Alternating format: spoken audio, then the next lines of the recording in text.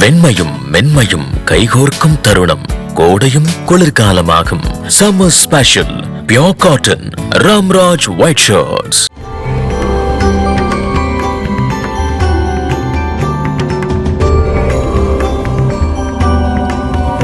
திருச்சிற்றம்பலம்.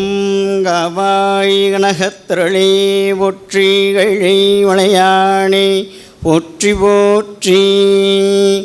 என்ன புண்ணியம் செய்தனமே மடநெஞ்சே இருங்கடல் வையத்து முன்னம் நீ பூரி நல்வினை பயனிடை முழுமணி தரளங்கள் மண்ணு காவேரி சூழ் திருவளஞ்சுழி வாணனை வாயார பண்ணியாதரித்து ஏத்தியும் பாடியும் வழிவடும் மதனாளே. திருச்சிற்றம்பலம். நமது ஆசிரமத்தில் ஆயில்ய வழிபாட்டு நிகழ்வானது மாதந்தோறும் நடைபெற்று வருகிறது. இந்த நிகழ்ச்சி இவ்வளவு வெற்றிகரமாக நடப்பதற்கு காரணமான உங்கள் அனைவரையும் வரவேற்க வருகிறார் ஆயில்ய வழிபாட்டு குழுவின் தலைவர் திரு ராஜ் செலியன் அவர்கள். இந்த இனிய மாலை பொழுதில் சித்தர் ஆசிரமத்தின் சார்பில் மாதந்தோறும் நடைபெறுகின்ற ஆயில்ய வழிபாட்டு நிகழ்ச்சிக்கு வருகை தந்து சிறப்பித்திருக்கின்ற உங்கள் அனைவரையும் மனப்பூர்வமாக வருக வருக என வரவேற்பதில் பெருமகிழ்ச்சி அடைகின்றேன். 1975 நமது சத்யநாராயண சித்தர் அவர்கள் ஒடுக்கமானார்கள். கிட்டத்தட்ட 2025 பொன் விழாவை நோக்கி சென்று கொண்டிருக்கின்ற இந்த நேரத்தில் பொன்னான மனிதர்கள் இந்த விழாவில் கலந்து கொண்டிருக்கிறார்கள். அதுதான் ரொம்ப முக்கியமானது. பொன்னான நாள் இன்று. எனவே அவர்களை அன்போடு வரவேற்பதில் நான் பெருமகிழ்ச்சி அடைகின்றேன். இன்றைய தினம் சிறப்பு விருந்தினராக வருகை இருந்திருக்கின்ற முன்னிலையேற்று சிறப்பித்திருக்கின்ற ஸ்ரீ காமாட்சி மெடிக்கல் சென்டருடைய நிர்வாக இயக்குனர் அருமைக்குரிய டாக்டர் இனியன் அவர்களை மனப்பூர்வமாக வரவேற்பதில் பெருமகிழ்ச்சி அடைகின்றோம். ஷீரடினா என்ன, சாய்பாபானா என்ன? ஏன்னா இது நான் ரொம்ப நாளாக 145 மாதங்களில் பல மகான்களை பேச வச்சுருக்கோம். ஆனால் நான் சாய்பாபா பற்றி பேசுகிறதுக்கு வழக்கமான அற்புதங்களை மட்டும் பேசிட்டு போயிடுவாங்க சில பேர். அதனால் 145 மாதத்தில் ரொம்ப யாரா செலக்ட் பண்ணி கொடுக்கணும்னு நான் ரொம்ப வேண்டிக்கிட்டேன். சாய்பாபா சரி, நம்முடைய சத்யநாராயண சித்தர் அவர்களும் சரி, நிச்சயமாக இவர்தான் பொருத்தமானவர் என்று 145 மாதங்களுக்கு பிறகு சாய்பாபா பற்றி பேசுவதற்காக வருகின்றிருக்கிறார்கள். அவர்கள் வேறு வித்தியாசமாக நம்ம பார்க்கக்கூடிய சாய்பாபாங்கிறது ஒரு சித்தர் என்பவர் எப்படி இருப்பார் என்பது தமிழக மக்களுக்கு தெரிவதற்கு காரணமாக இருந்தவர் அதாவது சித்தர் பெருமான் அவர்கள், அதாவது சாய்பாபா அவர்கள். ஆனால் அதற்கு பின்பலமாக அவர் எப்படியெல்லாம் இருக்கிறத அவங்க சொன்னதான் நல்லா இருக்கும். அந்த விஷயத்தை சொல்ல இருக்கிறார்கள். அவர்களை மனப்பூர்வமாக வருக வருக என வரவேற்று விடைபெறுகின்றேன். நன்றி, வணக்கம். 2011ஆம் ஆண்டில் நான் மருத்துவக் கல்லூரியில் படிச்சுக்கிட்டு இருந்தப்போ எனக்கு இக்கட்டான சூழ்நிலை, ரொம்ப மோசமான ஒரு காலம். அது பல்வேறு இக்கட்டான சூழ்நிலையை சந்திட்டுருக்கப்ப என்னோட நண்பர் ஒருத்தர் ஏன் இப்படியே இருக்கீங்க, நீங்கள் சாய்பாபாவை ஒரு 8 வாரம் தொடர்ந்து சாய்பாபாவை நம்ம போய் சாமி கும்பிட்டு அதுக்கான பலன் கண்டிப்பாக கிடைக்கும் அப்படின்னு சொன்னார். எனக்கு பெருசாக நம்பிக்கை, ஏன்னா எனக்கு தெரியாது பெருசாக ஏன்னா நம்ம சிவபெருமானை கும்பிட்டுருப்போம், பெருமாளை கும்பிட்டுருப்போம், இப்படி தானே. எனக்கு சித்தர் வழிபாடுலாம் கிடையாது. ஆனால் அவர் ஏதோ சாய்பாபாவாக சொன்ன மாதிரி என்னமோ அவர் எனக்கு சொன்னார். நாங்கள் போரூரில் இருக்க என்னோடய கல்லூரி. நான் காலையில் புதன்கிழமை தான் சொல்கிறாரு, வியாழக்கிழமை காலையில் ஒரு 4 மணிக்கு ரெடி ஆகி, ஏன்னா போரூர்லேருந்து எல்லாருக்கும் தெரியும் சாய்பாபா கோயில் மயிலாப்பூரில் இருக்குது. காலையில் 4:30 மணிக்கு போனால் தான் கூட்டம் இருக்காது, சீக்கிரம் போய் சாமி கும்பிட்டுட்டு நம்ம வந்துடலாம். அதுக்கு மேலே போனோம்னா நமக்கு கூட்டம் இருக்கும், நம்மளால் பெரிய வரிசையில் நிற்கிறங்கிறதுக்காக காலையில் 5 மணிக்கெல்லாம் போய் சாமி கும்பிட்டுட்டேன். இந்த 8 வாரங்கிறது பெரிய சோதனையாக இருந்துச்சு. என்னென்னா ஒரு வாரம் சென்னையில் இருப்போம், ஒரு வாரம் ஊரில் இருப்போம். இப்போ ஐயா சொன்ன மாதிரி இப்போ ஊருக்கா அவ்வளோ கோயில்கள், சாய்பாபா கோயில்கள் அவ்வளோ கோயில்கள் வந்துருச்சு. 2011 நான் அதான் 8 வாரங்கிறது ஒரு 4 வாரம் அங்கே சாமி கும்பிட்டுக்கிட்டு இருக்கோம். ஒரு பிரார்த்தனை, அந்த பிரார்த்தனை வந்து எல்லாமே சரியாயிடணும், வாழ்க்கையில் நான் சந்திக்கிற ஒரு இக்கட்டான சூழ்நிலையிலேருந்து மீண்டு வரணுங்கிறது ரொம்ப பெரிய பிரார்த்தனையாக நான் வச்சுக்கிட்டு இருக்கேன். நடுவில் வந்து ஊருக்கு வந்துடுறேன். ஊர் வந்து மன்னார்குடி. மன்னார்குடியில் வந்து கோயில் பார்த்தா கோயில் சாய்பாபா கோயில் இல்லை. என்ன பண்ணுறதுன்னு தெரியாமல் அப்புறம் எங்கே இருக்குன்னு விசாரித்து தஞ்சாவூரில் சாய்பாபா கோயில் இருக்குது. அப்போ வந்து நான் மன்னார்குடியிலேருந்து தஞ்சாவூருக்கு, ஏன்னா வியாழக்கிழமை விட்டு போயிடக்கூடாதுங்கிறதுக்காக நான் மன்னார்குடியிலேருந்து தஞ்சாவூருக்கு வந்து அதை வணங்கி எப்பொழுதும் வணங்கி ஒரு 8 வாரம் நல்லபடியாக சாமி கும்பிட்டுட்டாங்க. 8 வாரம் சாமி கும்பிட்டேன்னா சரியாக நடந்துருச்சானா எனக்கு பெருசாக அது இல்லை. ஒரு 10-15 வாரம் தான், அவ்வளோதான் இருக்கும்னு நினைக்கிறேன். நான் என்ன நினச்சேனோ வாழ்க்கையில் எல்லாமே மாறினுச்சு. நீங்கள் நம்ப மாட்டீங்க, அத்தனையும் மாறி நல்ல ஒரு வாழ்க்கையை நான் அன்றிலிருந்து நான் ஒரு நல்ல ஆரோக்கியமான வாழ்க்கை, ஒரு சிறப்பான வாழ்க்கையை வாழ்ந்துகிட்டு இருக்கோம். அதுக்கு காரணம் அன்னைக்கு நான் வந்து கடவுளா சாய்பாபாவை நினைக்காத நாள் இல்லை. எவ்வளோ இக்கட்டான சூழ்நிலை வந்தாலும் அப்போல்லாம் நான் வந்து சாய்பாபாவை நினச்சிக்குவேன். நம்பினால் இறையருள் இருந்தால் எதுவும் சாத்தியம். இறையருளை பெற்று அத்தனை பேரும் உடல் நலம், நீலாயுள், நிறை செல்வத்தை பெற்று கடவுள் அருளோட எல்லாரும் ஓங்கி வாழ வேண்டும் என்று சொல்லி விடைபெறுகிறேன். நன்றி, வணக்கம். அடுத்ததாக எப்பொழுதுமே குருவோட மகிமை எத்தனை உயர்வானது அப்படிங்கிறத நம்ம சித்த நண்பர்கள் எல்லாருக்குமே நிச்சயமாக தெரியும். எத்தனை பெரிய மகான்களும் கூட அவர்களோட குருவை எப்பொழுதுமே கூட வச்சிருப்பாங்க அப்படிங்கிறத இன்னைக்கு கண்ணால் காண முடியுது. நம்ம அந்த வகையில் இன்று நமது ஆசிரமத்திற்கு எழுந்தருளி இருக்கும் சாந்தகுமார சுவாமிகள் அவர்களின் ஆசியுரை 5 நிமிடங்களுக்கு. வைகாசி மாதத்தினுடைய ஆயில்ய நட்சத்திர ஸ்ரீ சத்யநாராயண தீர்த்தர் அவர்களுடைய குரு பூஜையில் அடியேன்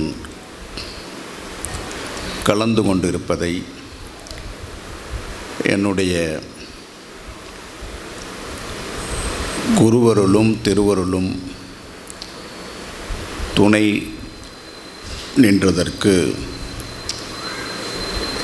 என்னாலும் மகிழ்ச்சியும் வணக்கமும் கடப்பாடு உடையவனாக இந்த இடத்தில் அமர்ந்திருக்கிறோம். குரு என்ற சொல் தெய்வத்தை விட, கடவுளை விட வலிமையானது. கு என்றால் இருள், ரு என்றால் நீக்குவது. இந்த உலகத்தில் பிறந்த ஒவ்வொரு ஆன்மாவினுடைய அறியாமை இருளை நீக்கி ஒளி கொடுப்பதுதான் குருவினுடைய கடாட்சம். கபீர் கேட்கிறார், குருவும் இறைவனும் ஒரே நேரத்தில் எழுந்தருளினால் நான் யாரை வணங்குவது என்று கேட்கிறார். அப்பொழுது கபீர் பதில் சொல்லுகிறார், குருவும் இறைவனும் ஒரே நேரத்தில் இங்கே எழுந்தருளினால் நான் குருவைத்தான் வணங்குவேன். ஏனென்றால் குருதான் கடவுளை காட்டிக் கொடுத்தவர். இங்கே காட்டிக் கொடுத்தல் என்பது இப்பொழுது தமிழில் பிழையாக சொல்லப்படுகிறது. குருதான் இறைவனை காட்டிக் கொடுப்பவர். அவர்தான் இறைவனுக்கு முன்னால் மாதா, பிதா, குரு, தெய்வம் என்று சொல்லுகிறோம். எந்த ஒரு வித்தை இருந்தாலும் குருவில்லாத வித்தை பாழாகிவிடும். எனவே குரு அவசியம். தொல்காப்பியத்தில் இந்த நாய், புலி குட்டிகளை பற்றி ஒரு சூத்திரம் வருகிறது. அந்த குட்டிகளுக்கு புலிக்குட்டி என்று சொல்வதில்லை, நாய்க்குட்டி என்று சொல்வதில்லை.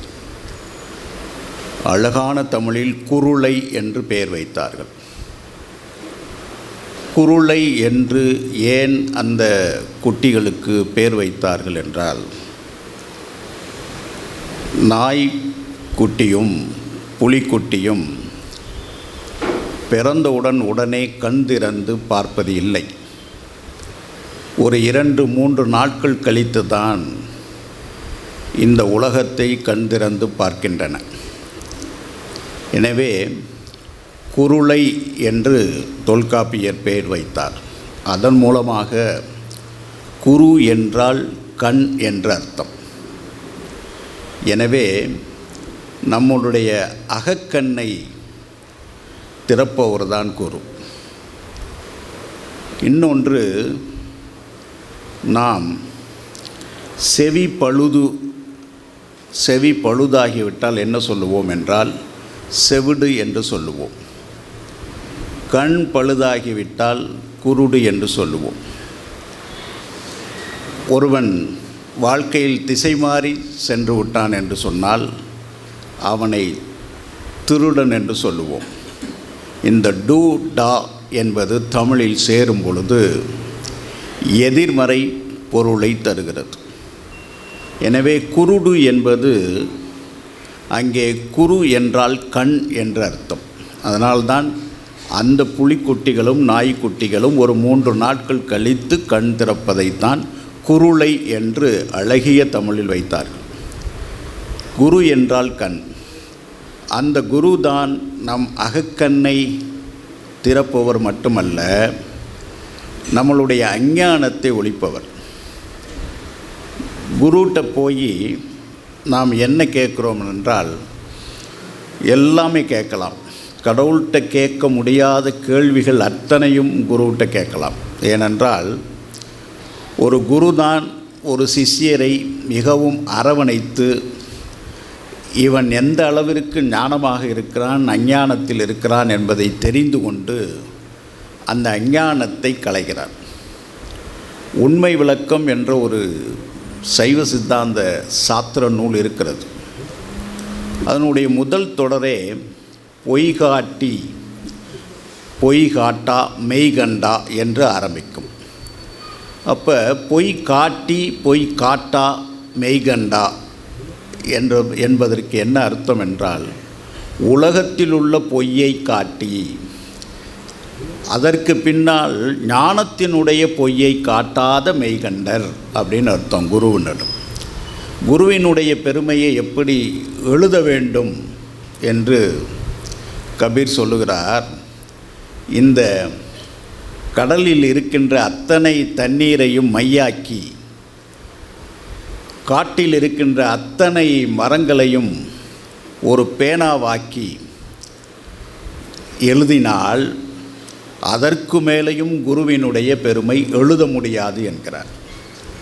இன்னொன்று, எங்கே ஒரு சமாதி குருபீடம் இருக்கிறதோ அந்த இடத்திலிருந்து கிட்டத்தட்ட 1,00,000 விரற்கடை அளவுக்கு இருப்பவர்கள் புண்ணியம் செய்தவர்கள் என்று சொல்லுகிறார்கள். இங்கே சத்யநாராயண சுவாமி எழுதியிருக்கிறார். இந்த கோயிலுடைய விஸ்தீரணத்தை நீங்கள் பார்த்தீர்கள் என்றால் ஒரு 1,00,000 விரற்கடை அளவிற்கு அதை சுற்றி இருப்பவர்களுக்குடைய அந்த புண்ணியம் கிடைத்து கொண்டே இருக்குமா. ஒரு ஆலயத்தை விட, நீங்கள் அமைக்கும் ஆலயத்தை விட ஒரு சமாதிக்கு, ஒரு குருவினுடைய சமாதிக்கு நிச்சயமாக அதனுடைய அந்த ஆற்றல், தெய்வீக ஆற்றல். பாமன் சுவாமிகள் அடிக்கடி சொல்வார்கள், நீ ஆலயங்கள் செல்வதை விட ஒரு குருவினுடைய சமாதியில் போய் உட்கார்ந்தால் ஆலயத்தில் கிடைக்கின்ற அத்தனை தெய்வீக ஆற்றலை விட குருவின் சமாதி 1,00,000 அளவிற்கு ஆற்றலை அளிக்கும் என்பார்கள். எனவே தான் நிறைய மகான்கள், நம்ம நாட்டில் நிறைய மகான்கள், அதாவது விஞ்ஞானிகளை நீங்கள் வரிசையாக எண்ணி விடலாம். நீங்கள் உலகத்து விஞ்ஞானிகளை ஒரு பட்டியல் போட்டுக்கிட்டே வந்தீங்கன்னா ஒரு குறிப்பிட்ட அளவில் நின்றுவிடும். ஒரு 1000மோ ஒரு 2000மோ அவ்வளோதான் சயின்டிஸ்ட் இருப்பாங்க. வேணால் ஒரு 3000 கூட வச்சுக்கோங்க. ஆனால் ஞானிகள் கிட்டத்தட்ட நமது இந்த ஞான பூமியில் தோன்றிய மகான்கள் எண்ணிலடங்காதவர்கள். இன்னும் சொல்லப்போனால் சிரடி பாபாவினுடைய முதல் அவதாரமான ஸ்ரீபாத ஸ்ரீவல்லவர் சொல்லுகிறார், இந்த கலியுகம் முடிவதற்குள் 1,25,000 ஞானிகளை நான் உங்களுக்கு அனுப்பி கொண்டே இருப்பேன் அப்படின்னு சொல்கிறேன். ஏன்னா அந்தளவு கலியுகம் அவ்வளவு என்ன சொல்வது, அந்தளவுக்கு தர்மத்திலிருந்து பிறண்டு இருக்கின்ற ஒரு கலியுகம். அங்கே ஞானிகள் தான் நிச்சயமாக நமக்கெல்லாம் அருள் செய்ய முடியும்.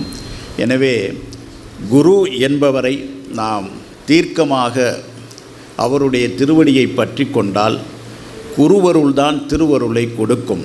இன்னொன்று, கடவுள் இட்ட ஸ்தாபத்தை குரு நிவர்த்தி செய்வார். குரு இட்ட சாபத்தை எந்த கடவுளாலும் நிவர்த்தி செய்ய முடியாது. எனவே குருவினுடைய தன்மை அப்படி, குருவினுடைய தெய்வீக ஆற்றல் அப்படி. அதை உணர்ந்து கொள்ளும் பொழுது தான் நம்மளுக்கு கிடைக்கும். ஒரு மகா சமாதிக்கு முன்னால் நாம் நிற்கும் பொழுது நமக்கு குருவினுடைய நயன தீட்சை கிடைக்கிறது, குருவினுடைய மோன தீட்சை கிடைக்கிறது, குருவினுடைய ஸ்பரிச தீட்சை கிடைக்கிறது. இந்த ஸ்பரிச தீட்சை என்னவென்று சொன்னால், ஒரு கோழி முட்டையிட்டு அதன் மேல் உட்கார்ந்து குஞ்சு பொரிக்கும். எனவே அந்த கோழியினுடைய ஸ்பரிசம் அந்த முட்டையில் விழ வேண்டும். அப்படி இருந்தால்தான் அது குஞ்சு பொரிக்கும் ஆற்றலை பெறுகிறது. எனவே கோழியைப் போல அவர் ஸ்பரிச தீட்சை செய்கிறார். மோன தீட்சை என்பது கடலில் வாழ்கின்ற ஆமை கரைக்கு வந்து முட்டையிட்டு மீண்டும் கடலுக்கு சென்றுவிடும். அப்படி கடலுக்கு சென்றபோது ஒரு 2-3 நாட்கள் கழித்து நாம் கரையில் முட்டையிட்டோமே என்று நினைக்கும். இந்த நினைத்த மாத்திரத்திலேயே முட்டையிலிருந்து ஆமை குஞ்சுகள் பொரிந்து நேராக கடலுக்கு சென்று தாய் ஆமையை பார்த்துவிடும். இதுதான் மோன தீட்சை. மோனம் என்றால் நினைப்பது. குரு நினைத்தால் போதும். அதற்கடுத்து நயன தீட்சை, கண்ணால் பார்ப்பது. இந்த கண்ணால் பார்ப்பதற்கு என்ன உதாரணம் சொல்லுகிறார்கள் என்றால், மீன் தண்ணீரில் முட்டையிடும். முட்டையிட்டு விட்டு உடனே திரும்பி பார்க்கும். திரும்பி பார்த்தவுடன் குஞ்சு பொரித்துவிடும். அதை போலவே குரு நமக்கு நயன தீட்சை தருகிறார். எனவே இங்கே சத்யநாராயணனுடைய இந்த மகா சமாதியில் நாம் எல்லோரும் அவருடைய நயன தீட்சையை அனுபவித்து கொண்டிருக்கிறோம், ஸ்பரிச தீட்சையை அனுபவித்து கொண்டிருக்கிறோம், மோன தீட்சையை அனுபவித்து கொண்டிருக்கிறோம். இப்பொழுது ஸ்ரீடி பாபாவினுடைய தீட்சையும் சொற்பொழிவால் அனுபவிக்க போகிறோம் என்று சொல்லி உங்கள் எல்லோருக்கும் என்னுடைய சத்குருநாதன் எல்லா நலங்களையும் கொடுத்து அருள வேண்டுமென்று அவருடைய திருவடிகளை பிரார்த்தித்து இத்துடன் இந்த சிற்றுரையை நான் நிறைவு செய்கிறேன். வணக்கம், நன்றி. பாபா யார்? அந்த அவதாரம் எப்படிப்பட்டது? ஏன் மக்கள் அவ்வளவு ஈர்க்கப்படுகிறார்கள்? அவர் நமக்கு உபதேசித்தவை என்ன? அவருடைய சம்பிரதாயம் என்ன? எந்த இடத்தில் பாபா எல்லாவற்றையும் ஒருங்கிணைக்கிறார்? வீடியோ உங்களுக்கு பிடிச்சிருந்தா லைக் பண்ணுங்க, கமெண்ட் பண்ணுங்க, ஷேர் பண்ணுங்க, சப்ஸ்கிரைப் பண்ணுங்க. அதோட மறக்காம பெல் ஐக்கனையும் கிளிக் பண்ணுங்க. வெண்மையும் மென்மையும் கைகோர்க்கும் தருணம். கோடையும் குளிர்காலமாகும். Summer special pure cotton Ramraj white shirts.